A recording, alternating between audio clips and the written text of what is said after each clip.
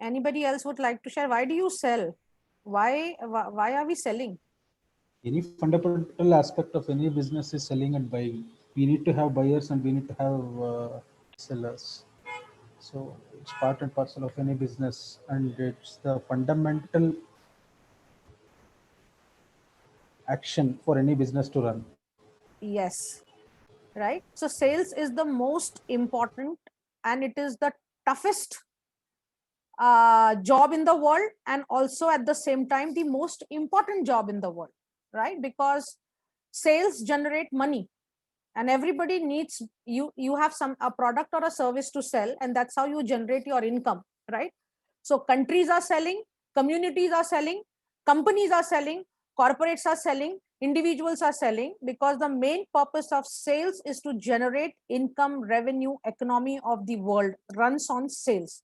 It is the most, without sales the world will just come to a standstill. So all the transactions, the transaction of goods and services happens because you have some awesome products or services, and it helps you generate money to have a great livelihood, have a quality of life.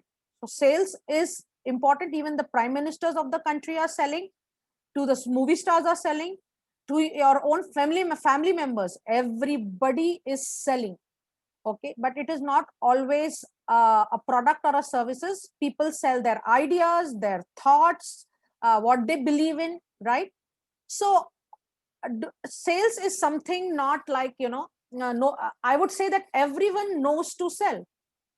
A small child, a baby, when it wants milk from the mother, it will make all kinds of faces. It will cry, the baby will give beautiful smile, naughty smile, become very charming, right? So that is also selling. Kids knows how to make their parents buy something for them. They will apply all strategies, right? Your spouses know how to get most of you, right? They want something, they go about it in a round and round manner, because they want something from you. So everybody is selling, be it a thought, an idea, a product, or a service, right?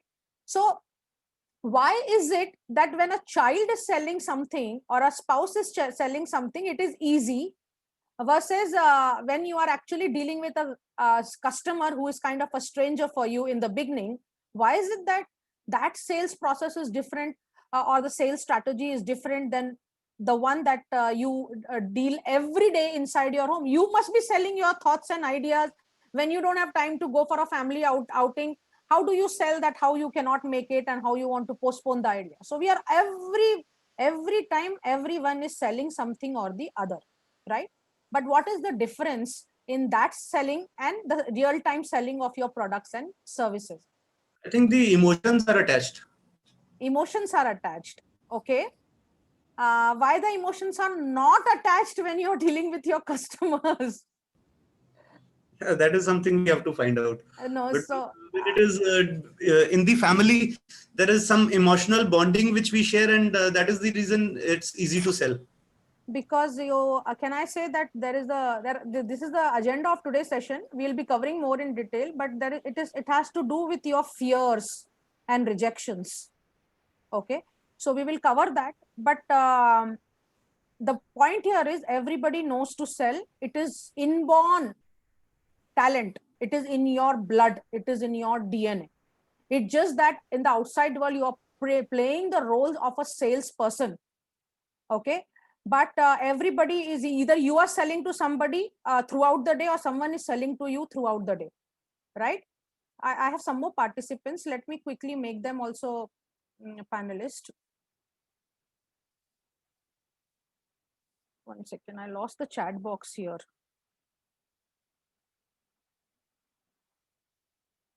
Yes, right. It has to do with fear, rejection, and certain more things. So we will cover that. Okay, how everyone knows to sell and how to make the most of it. Now you tell me, when you sell a product or service, who is enjoying the benefit of your products and service more?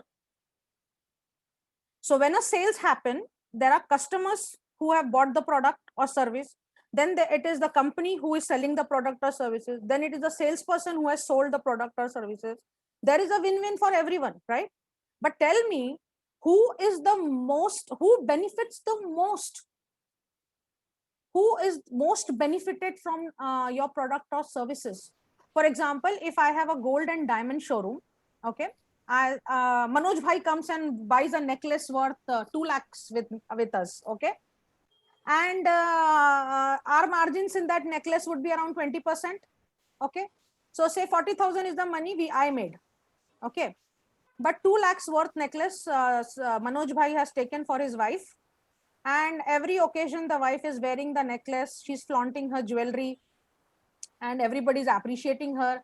It adds on to how she's looking, right? She gets a lot of appreciation from everyone about her taste and about how she's looking, right? And then she can pass it on to her next generation also. So tell me, who is enjoying the benefit of your product or service the company. most? Yeah, the end user, the customers, let us say our customers and clients, right? Because you only got 40,000 and you have staff salaries, rentals, and I don't know how much will be the profit that you will make. But who enjoys the benefit more? Your customers, your clients. Then shouldn't you be confident about what you are selling?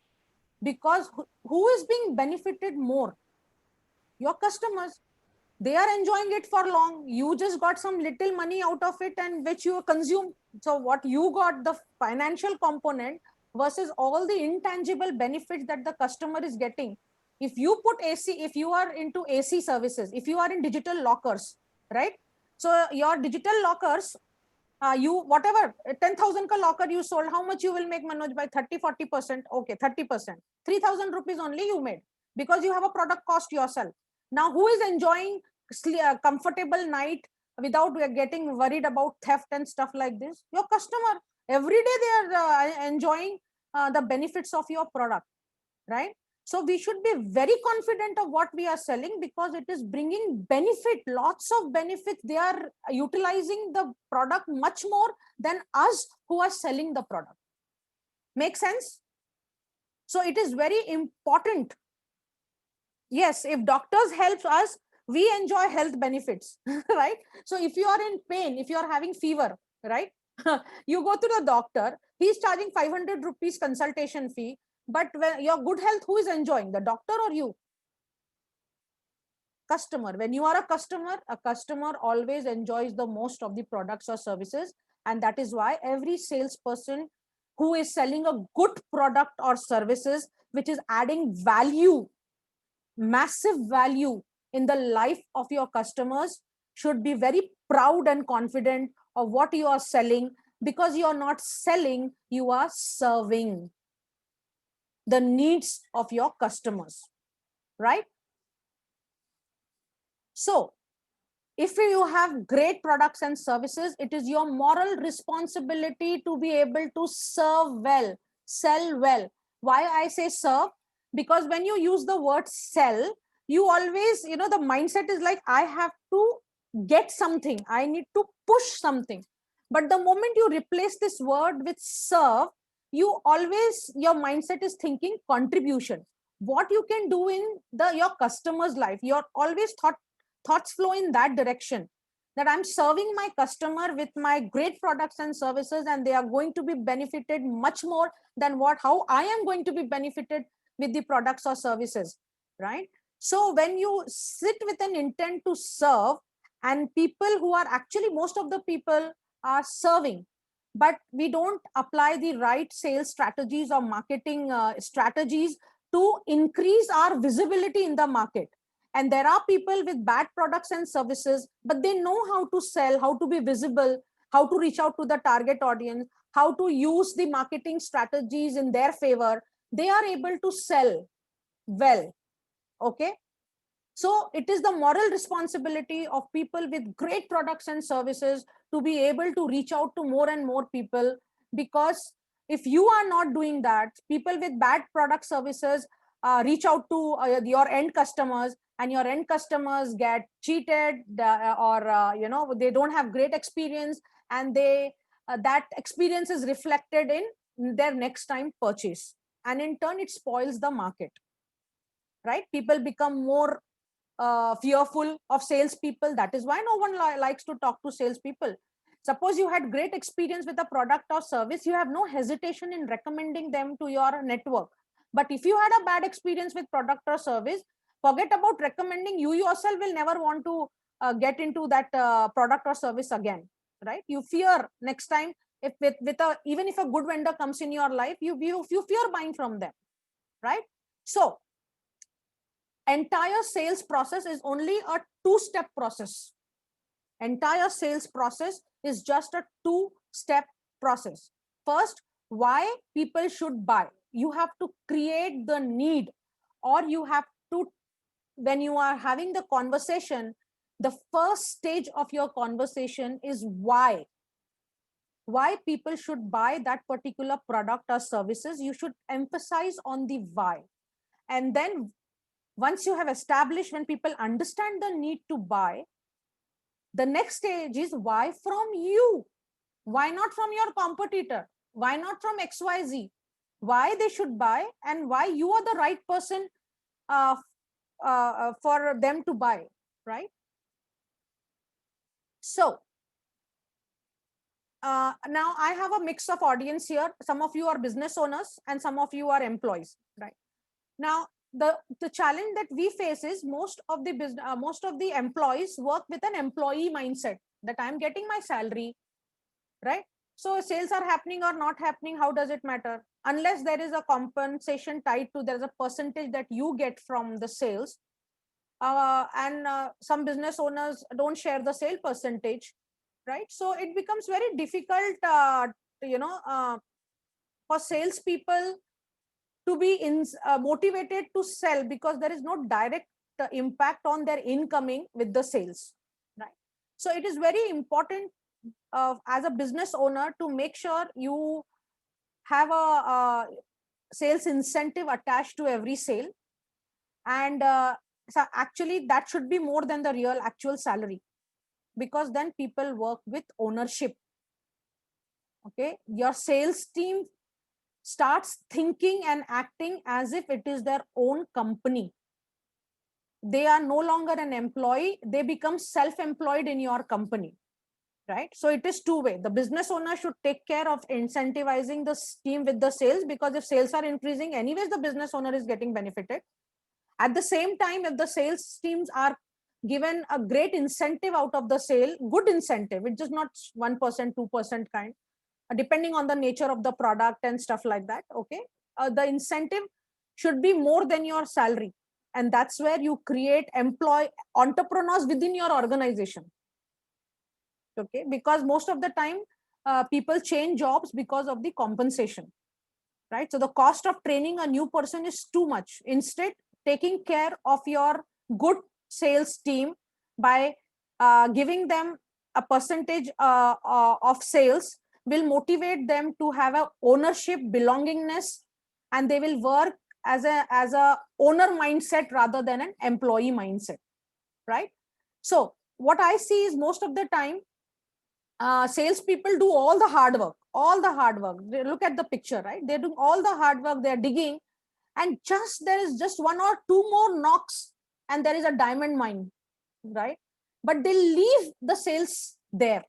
They have done all the hard work, dirty work, everything, but it's just matter of having those one or two powerful strategies and tools in their arsenal, right? That because of that, their entire hard work goes for a toss. And that is what I'm going to teach you. What are the powerful strategies that you must have as a sales team? All right, so let's get going. Right now, do you think that problems in our life have varying levels? Sometimes the problems are big, sometimes the problems are small. What do you say? Type in the chat box. What do you think? Problems are having varying levels, or problems in your life are like always the same level of problems? Can I have some responses? You can write big problem or small. Big, small, varying. Problems vary. Hariharan is saying it varies based on our actions. Okay. Who else says that problem level keeps on varying in our life? Just type PV, problems varying, a short form, so you don't have to type too much. PV. problem levels keep varying. PV. Okay. And how many of you think here that problem, can I have some more? Jacob says varying levels, Prabhu says varying levels, Hariharan says no.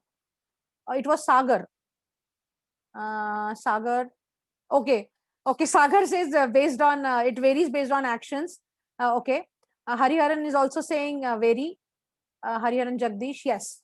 So, okay. Now I'm going to show you how the problem does not have varying levels.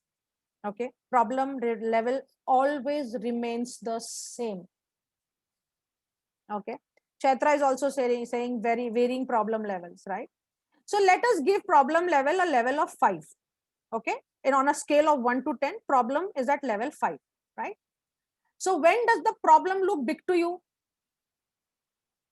Say, for example, you are in, when you were in 10th class was so tough. When you were in 12th was tough. When you were doing graduation, that final year was tough, right? But when you were in 10th class, was 5th class easy for you? When you look back at 5th class, because when you were in 5th was very difficult. But the moment you came to 10th class, the 5th class math, language became very easy, right? What happened? Because when you were in 5th class or 10th class or graduating, your skill level was less than what was the problem level. So the problem was a big problem, right? But the moment your skill level went up, 10th class means 5th class chiller, ABCD all the more simple, right? Everyone learns ABCD, right? But when somebody learns faster, somebody learns slower, right? So the thing is that when your skill level is less, problems appear humongous. When your skill level goes up, the problem appears small. Make sense? So if you skill up, what you need right now in this new normal world, because when sales are not happening right now, it is the time to skill up, because the world is changing. There is a whole digital revolution that's happening. You will not be able to market yourself if you don't know how to have a great high converting online presence, if you're not able to nurture your leads digitally, if you're not able to collect leads in an automated manner. So this is the time to get some new skills. So even one skill that you acquire, okay, it is going to create an impact of 3,780%. The impact on your sales process or whatever you do will be 3,780% just with one skill upgrade, relevant and right skill upgrade, right? And if you just remain the same, or even if you don't do much about your skills, it just boils down to 3% or 300%. I don't know what is right, Ankur. What is it? When you don't have any clue of the solution, Hariharan is saying, right? Because why you don't have any clue? Because it's all boils down to ability and skills, your problem handling capability, right? I was going through the same challenge 3 years before when I wanted to market my own offerings as in a personal branding space as a public speaker. The whole digital world was such a big problem for me because I didn't even understand how to find the right vendor, how to hire a right digital marketing person also, because I didn't know how to assess him, what skill should I assess, because I didn't know anything about that space. But I ended up learning everything about this digital world in last 3 years.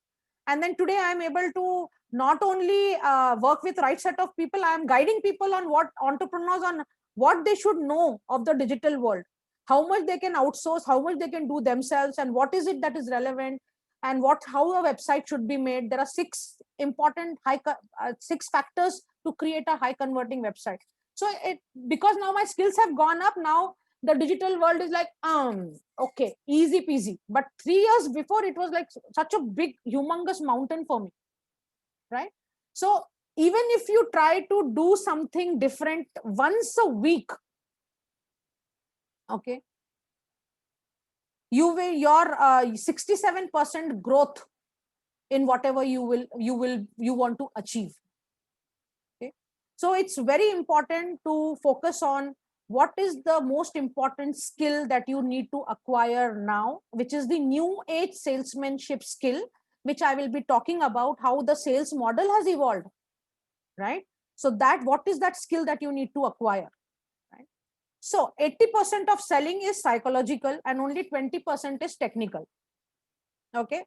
We feel that it is very important to know all the product features and very important to know, have good experience in sales and stuff like this, right?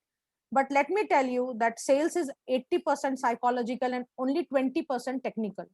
Now, what is the psychological thing that I'm talking about, right? How a salesperson thinks, how customers think. What is the salesperson feeling? How are the customers feeling? What is the attitude of the salesperson? What is the attitude of your customers? What are the values of the salesperson? What is the value of the customer? What are the goals of the salesperson? What are the goals of the customer? What they want, what they desire?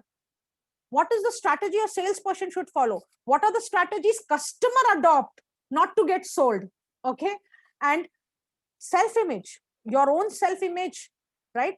That you do, if you are selling cigarettes and you are having a bar, is it adding to people's life? Then you're not doing something good in this world, right? But if you are in education space, okay, if you are having digital lockers, you are helping people protect their assets, right? You're bringing something worthwhile in their life, right? If you are in gold and diamonds, it's a business of prosperity. If you are giving them some insurance policies, you are which will help them their education of their children or give them some retirement benefits, you're bringing value in their life. So your own self-image is so important. And the customer self-image, what is it that the customer, what builds your customer's self-image and what brings down the self-image of your customer? So it is psychological on this side as well as that side. Product knowledge, education. If you think that an MBA is able to sell better, as a person with a 20 years experience is able to sell better, or someone having great product knowledge can sell better, well, 80% psychology, 20% technical. Of course, it is important. Product knowledge is much more important than any degree. And you don't need to, even a 5th class pass person can sell well, provided you understand the psychology of selling, your own psychology and the psychology of your target audience. Okay. So let's look at what should be the psychology of the salesperson and what is the psychology of the salesperson. Why some people are able to sell well and why some are not able to sell well. Now let us look at what is the psychology with which you operate, right? If the salespeople are going with a doubt that whether I will be able to make a sale or not, you are having a fear of failure. You are not sure whether you will be able to sell or not, right? Then what do you think will be the chances of you selling the product?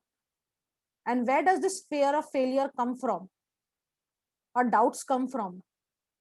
Your past experience in selling, when you have heard no, no, no number of times, right? This is relevant. But the example that I'm going to quote is relevant to anyone when you are a customer or when you are a salesperson. Okay. When you are a kid and you ask for toy from your parent, right? You were like very ziddi. I want the toy, right? That is why when I said, when we all know how to sell, the kid has applied all sam, dam, dand, bhed, right? That, okay, everything the kid has applied to you to get that toy, expensive toy. You buy the expensive toy. After playing with the toy for 2 hours, the toy breaks down. And then you feel that in the ad they showed the child is so happy with the toy and your toy just broke down in 2 hours. You feel that something, in your mindset you build up that okay, this is not good, it was an expensive toy. The parent feel that I wasted money, the child feels unhappy because he could not enjoy the toy for a long time. So over a period of time with our experiences, we develop this fear mindset, the fear of failure. And the second most important fear is the fear of rejection.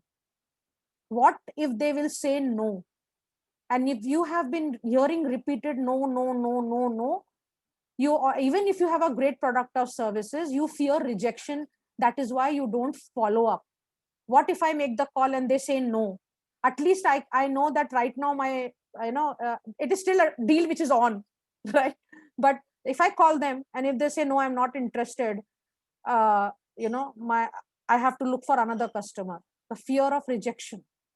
But do you know, this fear of rejection is not, this rejection that you hear is not personal rejection.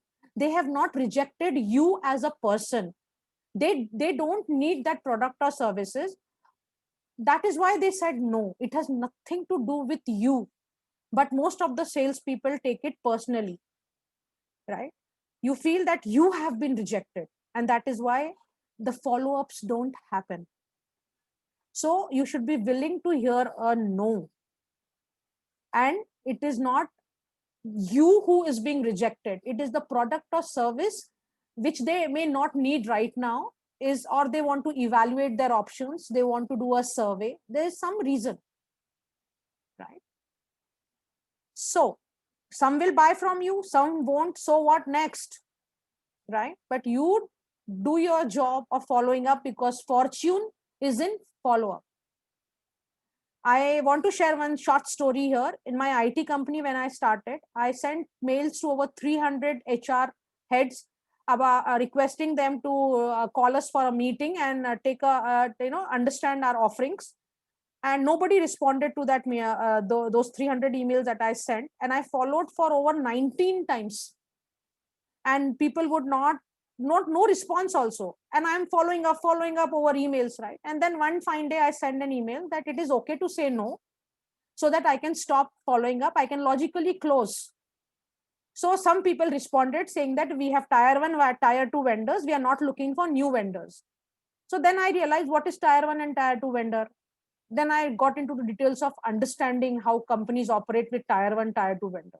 Some said we will connect you to our tier 1 vendors. You can subcontract and work with them. So I understood that model.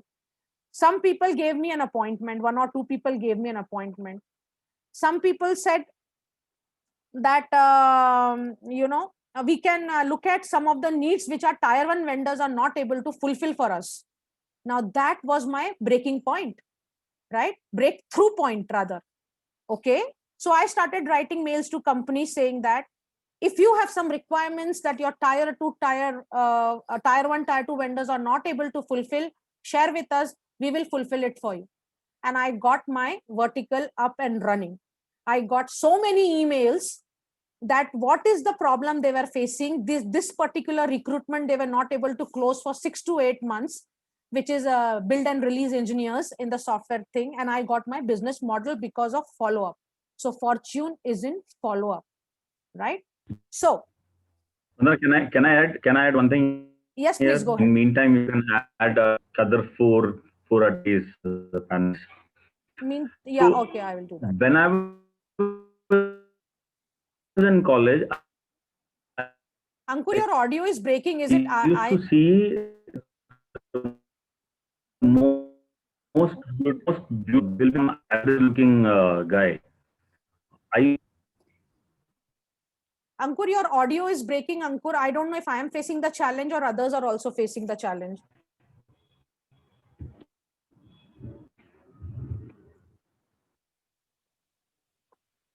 No, I may have a bad connection. Can you hear me now? We can hear you now. Yes.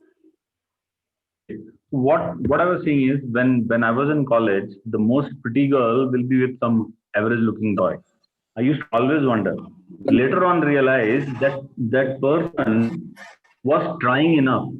He will go to each beautiful girl and saying, "Will you be my girlfriend?" So some will, some won't. But finally, he was able to. He will crack with somebody. He was not fearful of rejection. That's what I'm trying to say. Sophisticated guys and toppers and all, they will never have girlfriend in college because they are too scared for rejection. So I think in sale also it's pretty much same thing, that you have to keep trying. People who try, they will. That's what I wanted to add. Go ahead. Okay. Thank you, Ankur, for adding that. By the way, Ankur is my life partner and business partner, and he is excellent in numbers and sales. Okay, so this presentation has been prepared by him, and he is here as an expert, helping us out with what he has been. He is an avid reader, and he has read many books, best books in the world, and applied in our own businesses, and that's what we are sharing with you today. So those of you who don't know us, we are serial entrepreneurs. I didn't introduce myself, and I know there are some people who don't know about our background. We are serial entrepreneurs since 2006, 7 businesses in 11 years of entrepreneurship. Some sold, some closed, some failed, some running successfully.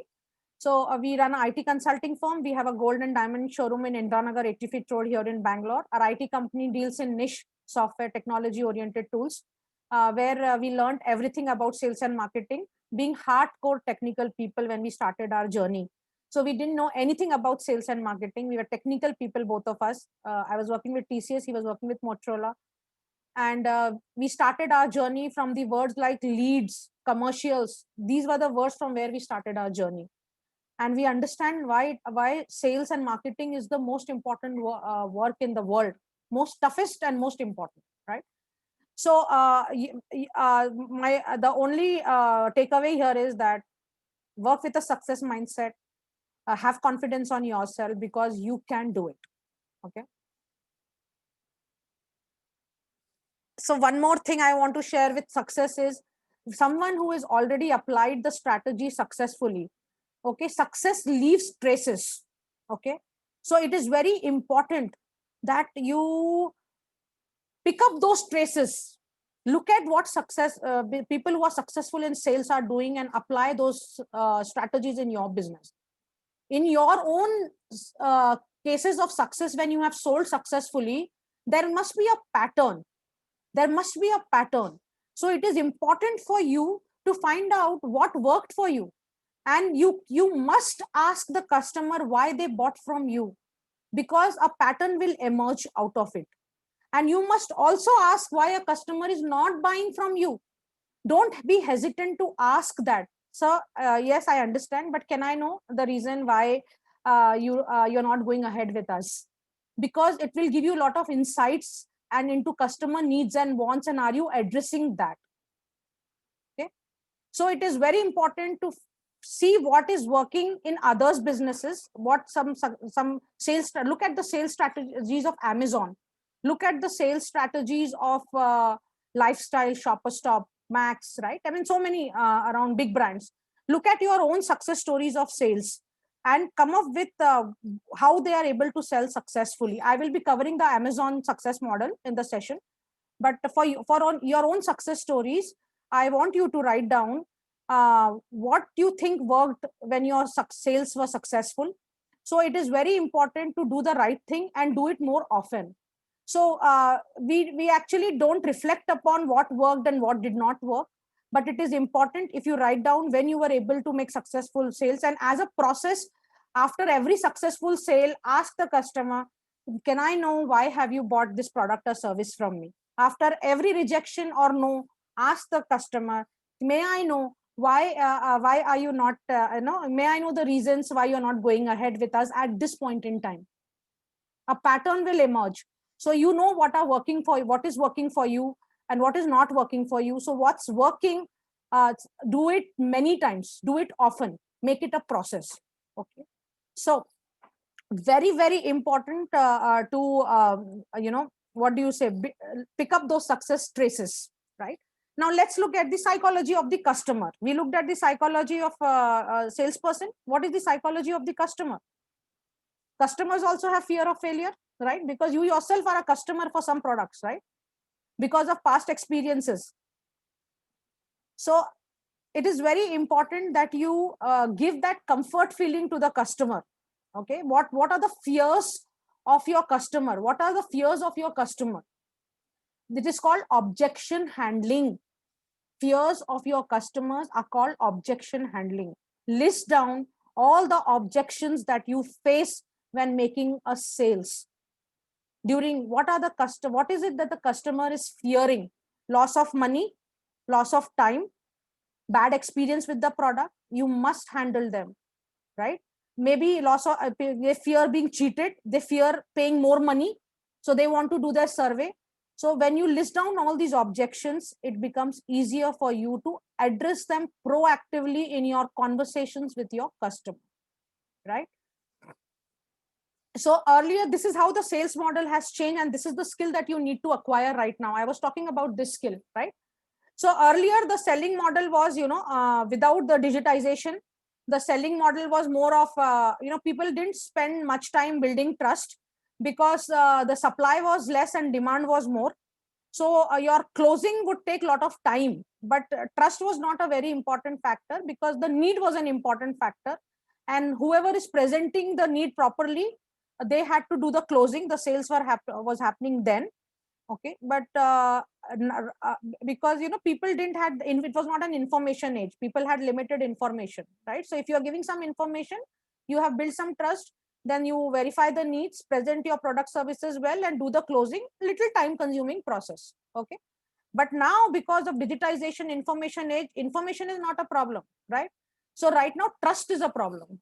So you have to spend a lot of time building trust. And how do you build trust? How can you build trust with your customers? Can I have some answers in the chat box? So today's salesmanship skill is first building trust. 40% of your time should go in building trust, because people buy you more than your products or services, because now the supply is more, demand is less. Okay, so if you need to make sales, competition is more, right? Customers have options, customers have choice, they only buy from people who trust, right? So giving best customer service, service will happen only if they have bought from you. This is for the lead the target audience per se. Even so I help you, okay, as a I'm a business growth strategist, and I help people, I help organizations, sales team with lot of techniques and strategies on how to build trust. Okay, customer service is a post service thing, right? I mean, of course, by great service you can definitely build trust. You can, with great service, you build a loyal following. Okay, you get repeat sales with great customer service. But even when the leads are coming to your website, or first time when a contact comes to you, from that stage onwards, how do you build trust, right? So if you have done a good job with building trust, your closing does not take time. Okay, because today is the world of being authentic. If you come across authentic, if you have integrity of thoughts, feelings, and actions, if you are confident that your products and services will add value more than what you get out of that sale in your customer's life, okay, when you are giving more information and knowledge and insights to the customers, when you are looking at the customer's welfare first before your own welfare, customers are smart, they understand, right? So relationship building is very important part of trust building, right? By trying, Sagar is saying, by trying to understand the mutual contact and get them connected before the meet. Show yourself as an expert. Yes, if you can come across and show your best quality, understanding customer mindset, talking to Hariharan is saying, talk to customer to understand the needs. Perfect, right? Because when you are trying to understand what they need, and if you don't have a solution for their need, it is okay to say, I'm sorry, I cannot serve this need, I don't have a product, but I will look for something and let you know if someone else can help you with your need. You have built trust with them, right? Understanding the customer mindset. Yes, there are a lot more factors on how you build trust depending upon with whom you are talking to. I'm going to cover that also. Best quality, definitely, right? More than that, customer wants to see if you are interested in the benefit of the customer, or you are interested in filling your pocket. Okay, you are interested in customers, how customer can make the most of your product or services, or are you interested in growing your bank account, your company's bank account, right? So people understand, right? So a best quality, these are definitely important, but you have to do things differently, right? To build trust, you have to do what competition is not doing. You have to give massive value to build trust, massive value, build massive credibility. That is one more aspect. So there are a lot of techniques, and I do that as part of my consulting that I do with companies on how to improve your sales by 30%, and not just with your sales team, with every member in the organization, how you can make them your sales team. I had done a small video, I don't know if you have seen that, whom do people trust more, whom do customers trust more? If you say I am a salesperson, people avoid you. But if you are a person in the support team, right, people listen to you. Why? Because you help them solve their problem. The support teams can be the best sales team, because they don't know the sales strategies, they subtly sell. So it is very important to empower your sales team, support team, okay, to sell. Okay, indirect selling without selling. Okay, because they build trust faster with the customer. Okay, so this is the Amazon flywheel model, and this is the new age model which can become an engine for you. So why, first of all, how to attract strangers to your products and services. It is very important to create a high converting online presence in the form of videos, blogs, your own web presence, website, your post. These are called digital assets. So you build digital assets, and there are different type of digital assets that you can build. A website happens to be just one thing, and I don't like to call it website, I call it your online office. Okay, because website is not just an empty site on an internet where unidirectionally you are talking about your what you do. Nobody is interested to hear that. Tell me, in a group photograph, there are 100 people in that group photograph.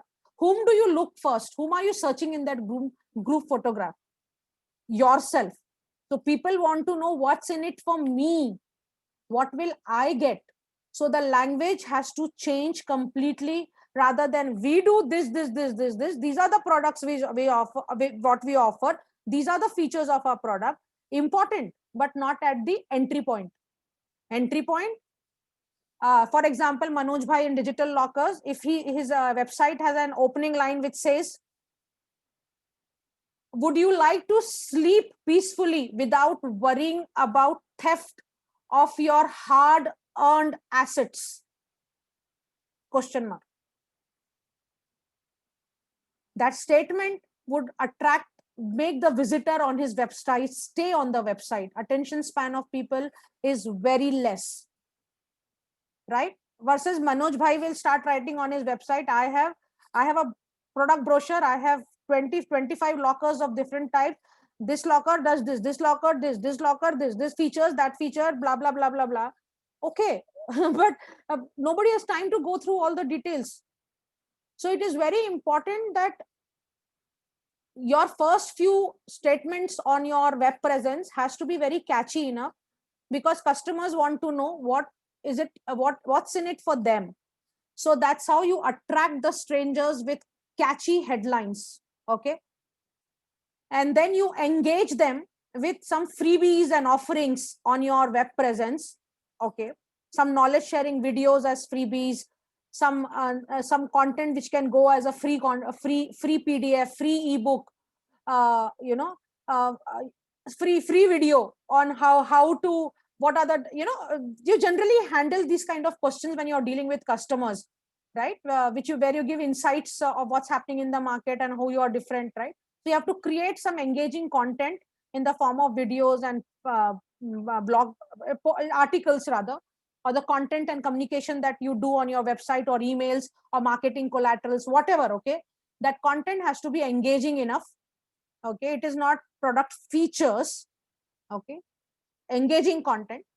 And then you delight your customers with a lot of value added services which customers don't expect. Okay, so for example, somebody comes on your Manoj Bhai's website with this catchy statement. Some customer came and Manoj Bhai had some engaging content. His 30 seconds are very nice, so he have put something on his website. People loved listening to him, want to explore more. He got his audience engaged. They have a call with him, and the deal is done. They buy the locker. Okay. But Manoj Bhai says, for 1 year, I'm going to be giving you free service to your locker, if that is in the model. Okay. Or along with this locker, I'm giving you a one mini locker free, chotu locker free, whatever. Customer didn't expect at all. Okay. Or I'm giving you a digital locker free, or a digital lock free, something. Okay. The customer is shocked, taken aback, because he didn't expect it part of the deal, right? So that's called customer delight. So now the customer has become brand promoter for Manoj Bhai's digital lockers, right? So now wherever they go, he will talk about this, because you have given him something that is not expecting. You have delighted them, right? So they become your promoters, which is the best state to be in. Business by referral. Business by referral. See, Nike t-shirt you wear, you're all the time promoting Nike. You paid for the product and you are only promoting, your customers are promoting the product. When you wear brands, people don't have to buy Mercedes. When people go to buy Mercedes, they've already taken decision to buy Mercedes. Look at the conversations that will happen between a customer who is already decided to buy and the salesperson at Mercedes office. It will not be selling, right? The customer is already sold. They decided to buy. Some other conversation will be happening, right? Brands, that is what, when you build a brand, Nike, you paid money for that, whatever brands you wear, Nike, Puma, Reebok, whatever, and you become their brand ambassadors. You're carrying their brand with you. So that's called when your customers become your promoters. Then you create an engine that works for you in autopilot mode. And all these requires digital presence right now. Okay. Now tell me, how does a lion finds its food? Do you think that, see, the jungles are like thousands of square kilometers. And when a lion is hungry, do you think he goes to thousands of kilometers to find its prey? Tell me, where do you think a lion goes to find its food? Can I have some thoughts on in the chat box? Where do you think, if a lion is hungry, where should he go? Thousands of square kilometers in the jungle to find its prey, or where do you think the lion goes to find its food? Hariharan Jagdish, awesome. Water source, right? So he knows that his prey is going, his food will come near the water. So lion sits near the water. So where the salesperson, that's not a right word to say find your prey. I mean, I'm just using a metaphorically. I don't mean that, because never do hunting with your customers. Nurture, farming is very important. Nurturing is very important. Okay, the sales strategies have changed completely. You have to build trust, engage. Engage means nurture them. Pre-framing is required before you can make sales. So it is we call it the farming process. Okay, now how you nurture a seed so a plant comes out of it. So, but metaphorically I'm using it. The point I'm trying to make here is, where is your audience, target audience? Are they on YouTube? Are they on Facebook? Are they on LinkedIn? Are they on Instagram? Where are they? They hang out in coffee shops. Where are your target audience? So you Vandana, have, yeah. Quick thing, a lot of people don't even know where their target, who is their target market. Because if you ask who is your target market, everyone can buy my product, right? So that R&D defining, saying 35-year-old boy working in IT company, having salary between 5 lakh to 10 lakh is my target audience. Yes. That definition is very important. Until unless you do that, you can't really go for target market. Yeah. So thank you for that input, Ankur. So maybe you can take this as an assignment, that define the demographics of your target audience, because in Facebook also, if you do ads, Facebook asks for the defining your audience. What are the books they read? What is the kind of places they go to eat fast food or fine dining? What kind of music they enjoy? What kind of sports they like? What kind of TV shows they watch?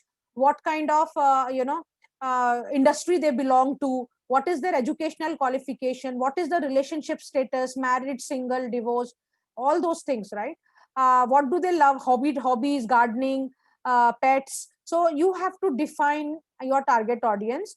best way is to look at your past sales and define who is your ideal target customer. If you have made sales, look at their persona and define your target audience, because that's how you will know where to find your target audience. Okay. So this era is the era of just not credibility building, it's called mega credibility building. Ankur, you want to take this up? Yes, basically only credibility Kara is gone. People look for mega credibility. It means if you want to buy something worth 500 rupees, you will not take much time. But if you have to buy something worth 50,000 or 1 lakh rupees, what you are going to do? You are going to do research. And how that research start? Previously, you used to ask your father, relatives, or somebody whom you think they are good. Nowadays, everything comes to the website. They will go to Google saying, I want to buy a gold ring. First thing I will gold stores near me, and then they are going to search how credible stores are. So the today's world, it is important not that people who you know they are going to do tell you, people you don't even know they are going to tell you. So it's time to build up mega credibility such a way that you have nice videos, you have testimonies, you have some advertisement going, you have Instagram pages where you have followers, you have great Google review, right? So you have to build up everything possible online, and then your brochure should look good, your visiting card should look good, the feel of product should look good. If you're meeting somebody, you should be nicely talking. Tonality, there is a new word called tonality, also need to be good. You need to talk right steps, you need to dress well, you need to wait for input. There are many things which it comes, and we have a separate program where we consult how you can have mega credibility, because once people believe you that you are the one, you are the Mercedes of your product or service, or you are Jaguar of your product and service, people are going to buy from you. The cycle will become really short. So there are a lot of things needs to be done, but your target should be always not building credibility, but building mega credibility. Okay, thank you, Ankur. So everything counts, right? There are 10,000 reasons of your success. Failure, you can find out in 1 or 2 reasons, 10 reasons, less than 10 reasons, you know why you failed. But success has thousands of, you are doing thousands of things right to be successful. And that is why everything counts. Be it your brochures, be it your visiting card, be it your branding color combination, how you are representing yourself, dressing, whatever Ankur just discussed, right? So everything counts in the sales process. So you must pay attention on everything, how you are presenting yourself in front of your customer, how the customer perceives you. Very important, right? So everybody is interested in what's in it for me. So now I would talk about, we discussed about, there was a section when I said we will be covering what is relevant to be spoken to, whom are you talking to, right? So if you're talking to junior level in the organization, what does the junior level want? Everybody is looking at what's in it for me. In a picture, you are searching for yourself, right? So junior level, what do they want? They want recognition and respect. So if your business deals with junior level in the organization, your talk should be focused on giving them recognition and respect. That with your products and services, if they become the brand ambassador, they buy, they will be known because they have recommended a good product to their organization, right? So this is the thing where you must, because they are looking for recognition and respect at this stage in their life. If you are dealing with middle level management, what do they want? They want improvements in quality and productivity. This is productivity or producibility? It's productivity. I think we have a typo there. Okay. So they want improvement in quality. So if your product deals in quality products and improves the productivity of the employees, that is the interest of middle level managers or middle level management, right? If you're dealing with them across any businesses, right? And senior level, what do they want? Their focus is cost optimization. Their priority is cost optimization. So anything that deals with reducing costs and giving more ROI is their interest. So your talk should be focused on that. Don't speak the same sales language with any person who you come across. Understand not just the customer mindset, what is the level they are when they are buying this product or services from you, right?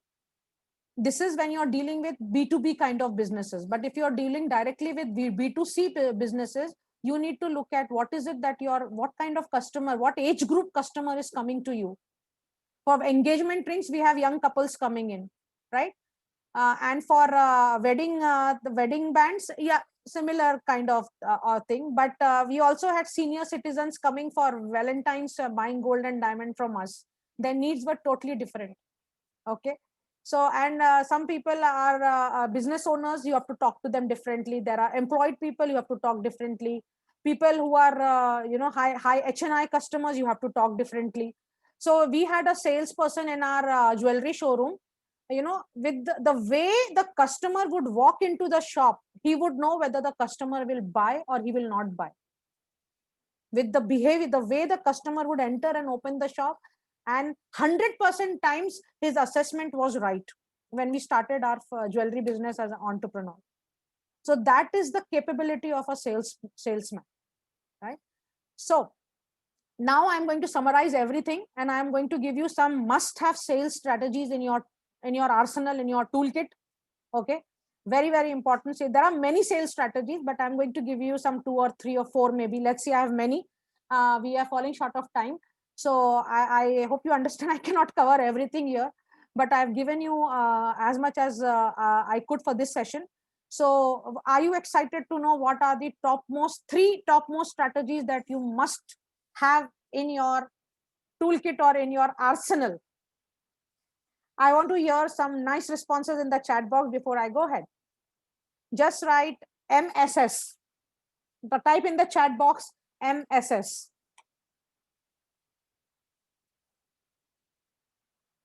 Yeah, can everybody make it to all panelists and everyone and attendees, because I am only getting the responses.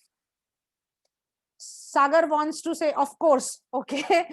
Who wants to know what are the top 3 must-have sales strategies in your toolkit?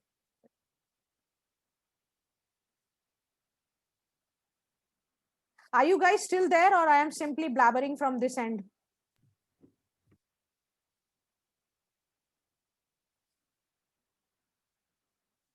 Can I have some responses? Hariharan would like to know. Thank you, Hariharan. Only Hariharan wants to know. And Prabhu wants to know. Sagar wants to know. Jacob wants to know.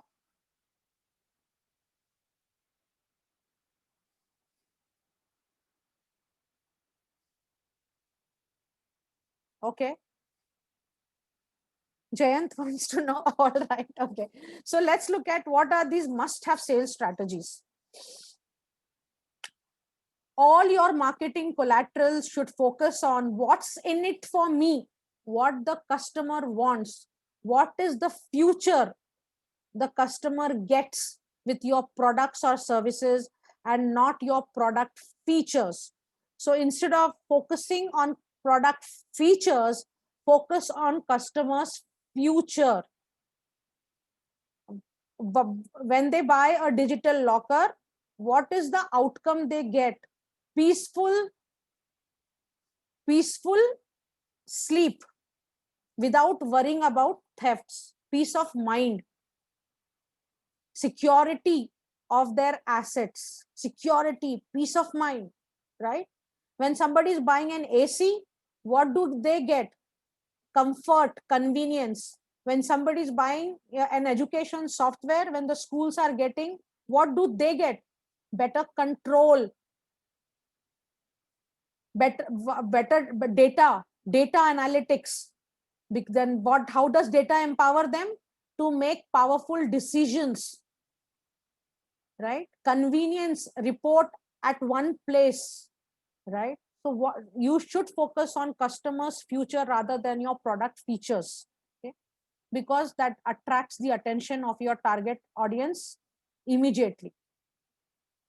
One thing, because we have seen fear of failure, fear of rejection.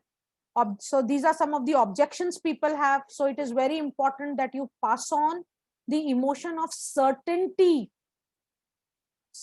I am guaranteeing 30% increase in your sales revenue if you follow these strategies. Okay. This is called passing the emotion of certainty to your target audience. Ankur, do you want to add some more to this? Basically, why people don't buy? Because they are not sure if what results I am promising will be achieved or not. So most of the people keep on thinking. But when I say, if you can order money back guarantee, right? I'm going to give you full warranty. If product is not good, you can come and replace it. That helps people to switch from not buying to buying. And Amazon says 75% of the people who put the things in buying cart, they actually don't buy it until unless you keep on following up with them. Wherever they are browsing, that same product will keep on coming. So you have to remind your customer with the certainty principle. So your 75% customers can move from non-buying to buying. And think about, if you are getting, say, 25 customers are making sales, these 75% person also jump from not buying to buying. You're going to multiply your sales by 3 times just by passing the emotion of certainty. So if you're selling a product which you yourself is not sure, right, how you can transfer it to somebody else? You are trying to sell Motorola phone, but you are using some other phone. Customer sense that you yourself is not sure, not certain about this product feature. So for example, in our jewelry business, how we would give this certainty to our customers is, if men are coming to buy ring for their surprise gift for their spouse or their girlfriend, they have this question whether the ring size is proper or not, and they are thinking. So when we tell them, see, if the ring is not fitting, first of all, it is resizable or not resizable. And if it is resizable, if more gold is required, they may have a cost of another 500 to 600 rupees. That's all. And if the spouse does not like the product, we will take it back 100% with no deductions, zero deductions. So that money back guarantee gives comfort and certainty to people to make the decision purchase, decision, take the decision to purchase. Because they feel, okay, my money is safe, I will get back my money, okay, it is resizable, okay. So this is the kind of comfort that you can give to customers. Okay. Now, this is what do you think does MD stand for? MD rule, 60-second MD rule, and this is our creation. This 60-second MD rule is very powerful stuff. What do you think the word MD stands for?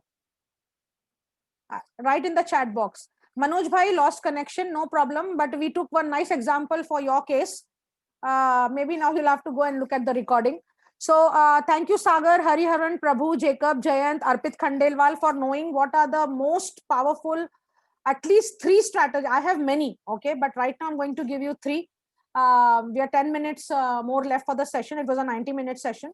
So I'm going to give you these powerful hacks and strategies that you must use right now. Customers future over product features. That was the number 1 strategy. Passing the emotion of certainty, which is called handling objections. Okay, it is part of objection handling, where you give them the comfort of whatever they are fearing. Okay, and then a 60-second MD rule. What do you think the word MD stands for? Can I have some responses? Just a wild guess. Madhuri Dixit, Managing Director. Mike Dawson. What else? My darling. What else? Okay. What do you think the word MD stands for? My darling. Okay. Managing director. Awesome. Who Jacob says managing director and Manoj Kochar says my darling. Let's see what others have to share. Some more. Be creative. Salespeople are creative, guys. Come on, be creative. What is there? There's nothing to fear, right? There is no wrong answer. No right answer, no wrong answer. Whatever works for you. Doctor of medicine. Okay, my day. Okay, awesome. Okay. So I want all of my sales team here never to forget this MD rule. 60-second MD rule. M stands for monologue. D stands for dialogue. Okay. Salespeople should talk and listen. Talk and listen. Every 60 seconds, you have to see whether you are in a monologue or you are in a dialogue. Monologue means only you are talking. Now, my session only I have to talk because I'm not having a sales conversation, right? But when you are having a conversation with your customers, it should every 60 seconds, you have to remember the MD rule. If you are only the one who is talking all the time, you're not gathering the requirements of the customer. So for every 1 minute, you should see whether you are talking or listening, talking or listening, talking or listening. Remember the 60-second MD rule, because the more you listen, the more you learn about the customer's requirements. Post some question and keep quiet and listen. Ask as many questions to your customers and listen. So actually silence is really very important thing. And when you have to become silent is also very important. Ask good question. When do you think you will be able to close this deal? And then keep pause. Let them respond. Do you think you have this kind of budget? The difficult questions, who will be the person who is going to sign up the check? Right? So some of the difficult question and then keep silent. The salespeople think if they keep on chatting, somebody will get impressed. The biggest problem in monologue is we can listen 110 words per minute, but we can think 500 words per minute. So I have window of 400 words to think. So once, if you are not, asking my attention, I will start thinking something else, and then I will go somewhere else. It's a very important. Within 60 seconds, you grab their attention, so they By come back. powerful questions. Yeah. Grab their attention with powerful questions. Right, Ankur? Correct. And you should have humor definitely in your presentation, number one. And if someone asks you what you do, never say, I'm into locker business, or I'm into jewelry, I'm into insurance. Always put something which is really interesting. So somebody asks me about what I do, I say, we are in peace business. You will say, what peace business? Saying you buy a fantastic diamond ring from my showroom and live peacefully with your wife for 1 year. They will remember you. In networking event where they are meeting so many people, when you come across differently, people remember you. So you have to prepare pitches like that people ask you second question. And then I add on saying, you can buy this piece by piece by our monthly saving scheme. So you have to be innovative over there and answer one line and then let them respond. What is this? Create a curiosity, saying, I'm in peace business. Nobody in the world is in peace business. They say, what is this? If you say, I'm into locker, I'm in insurance, I'm into learning management, people say, okay, one more person in this thing. But if you say something like this, we help you to sleep better. Manoj Bhai can say, we help you to sleep better. What is that? Right? So you have to be always, your first line should be short, but should create massive curiosity in the customer's mind. Then they will remember. Yeah, Vanda. Yeah. So in fact, Ankur also used to, in 30 seconds, he used to say, we help you buy peace with your wife. That's what, we are in peace business. That was one way of saying. Otherwise, we help you buy peace with your spouse. So I said 30 seconds are very innovative in GEMS every single time. Yeah. So do not forget the 60-second MD rule. Right now there are more concepts, but today at least I want to be on time and finish my session ahead of time. Now I want to open it for Q&A.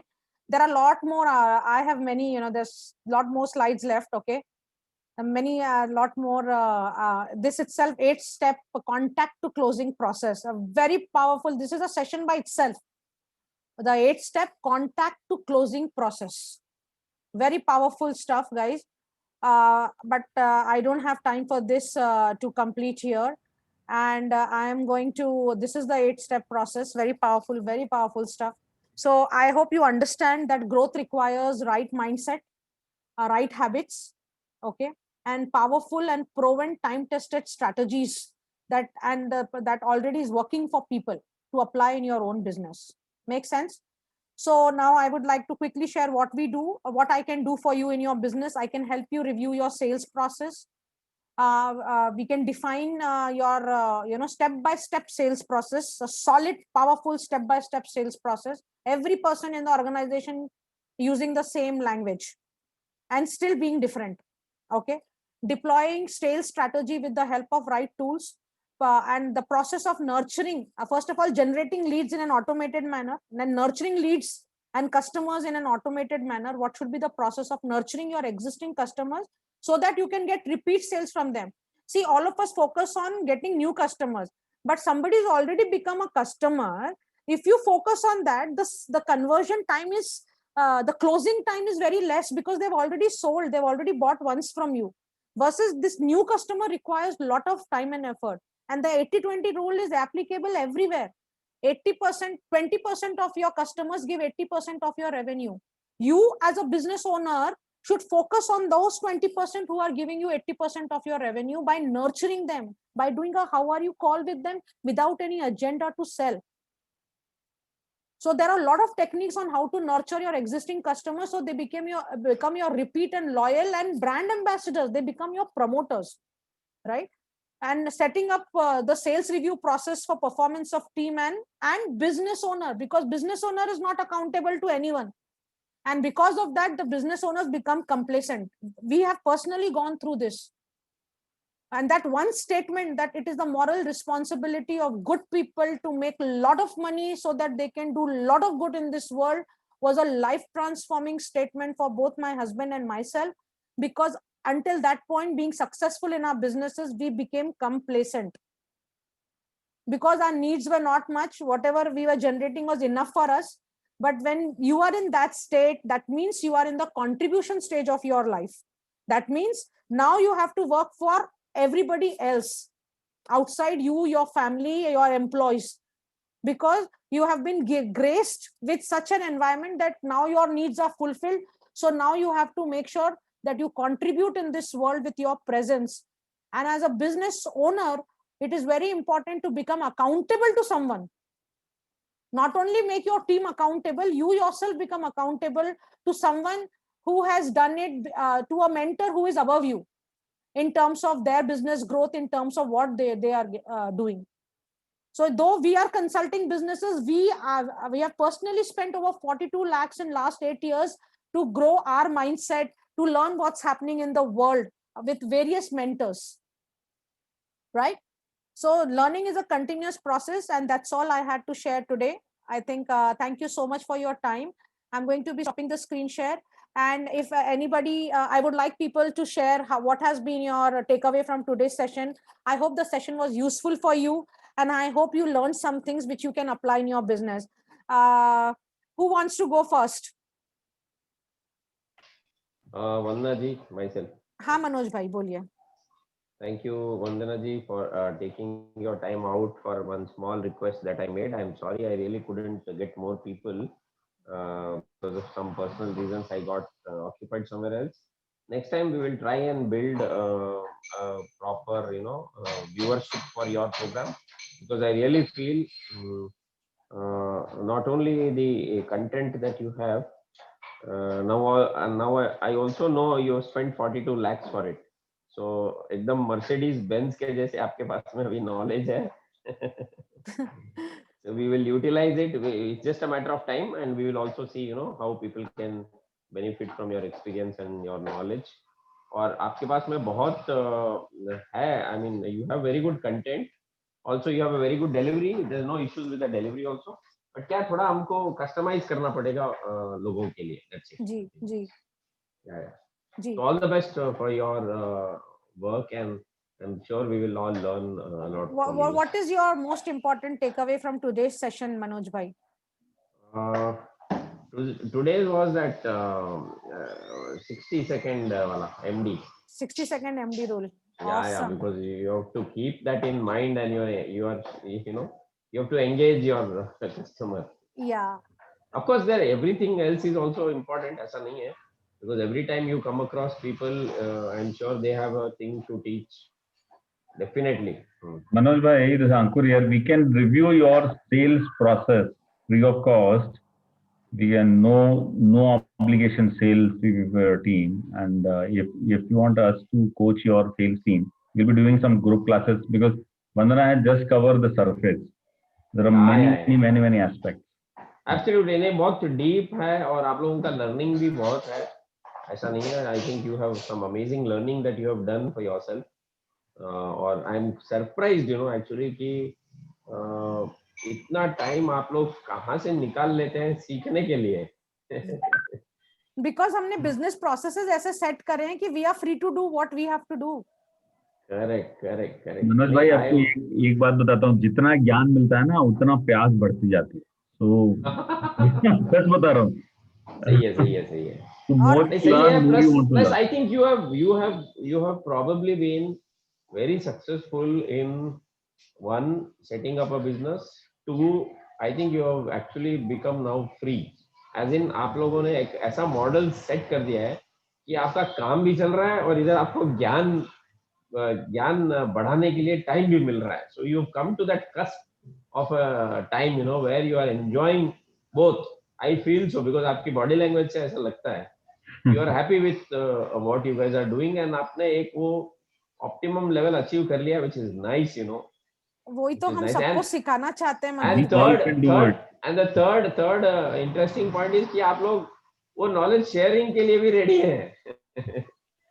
Sir, life starts after doing this roti kapda makan. The real joy of life starts after this. Trust me. Absolutely. Yeah, there are many things we need to achieve once we finish this roti kapda makan. So I've also been associated with quite a few organizations and NGOs, and अभी आपने जो बताया कि roti kapda makan, if it is taken care of, then only you start enjoying your life. Yeah.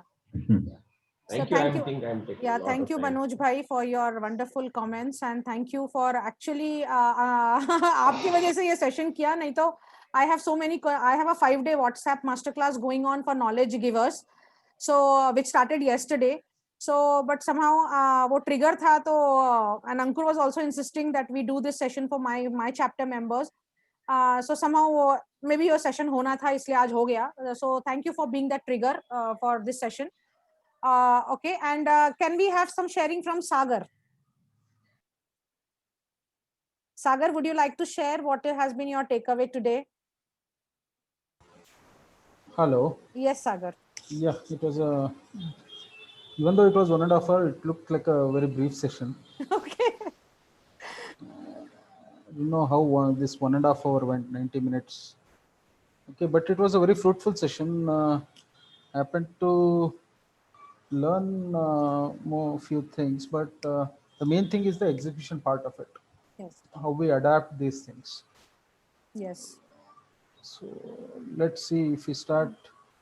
You can just pick up one or two things and just one thing and just apply that, because there are too many things we discussed today. Whatever resonated with you the most, just pick it up and come up with strategies with your team and do it. Or you can always go for consulting with us. We don't charge. With our experience and expertise, we want to help. We want people to achieve what we have achieved, right? So our kind of profile you would not get at the kind of cost that we give. And एक mentor के साथ दूसरा mentor free. मतलब Ankur and Vandana at the cost of just one. He has his own things. I have my own things. Together we make a powerful combo, because what he's good at, I am not. What I am good, he's not. So that's how we have been able to shape up our businesses with each other's skills. So I think that is one thing. If you can do it on your own, great. But if you feel support, it just 1, 2, 3. We can also have a no obligation discussion that what Okay. can be done with your company. That is one thing you can go ahead with, and then don't worry about the pricing and all. It is not, we don't charge exorbitant. We want to make it affordable, okay? Because we want impact in your work. It is not about filling our pocket, because what we are doing, this is not our livelihood. Okay, so that is one thing. And I thank you for your time today. Thanks. Who else we have who would like to share? I think some now rest of the people are from my organization only. So I think thank you everyone for your time. Anyone else wants to share anything? Prabhu.